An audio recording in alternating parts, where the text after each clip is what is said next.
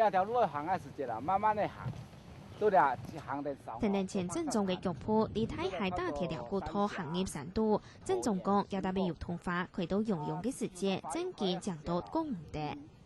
我感覺講哦，到大觀園啊，到一個童話世界，亞洲人客家山莊哦，一定講嘅蔬菜。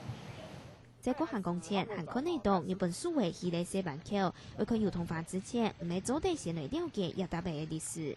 呢要通書法哈，另外呢，講到日本時代，佢做用紅磚嚟做嘅西板橋，還有清江嘅水，呢啲東西啊，都市地方是親難看到嘅東西。雖然也下要通化係蠻快到，不過一路行也看得到蘇米紅嘅花田風景比，唔係上上嘅多，葵花當年嘅時節有結獎。同天居民表示，行過200一條路，保護東南條標題。一出去來嘅時節，看童話要來兩位交稅嘅時間，親好了，呢條路親講，反正太一架嗬，要來太海，行來兩位1點鐘。我想哦，唔專業哦，為2年，年年就上到兩位。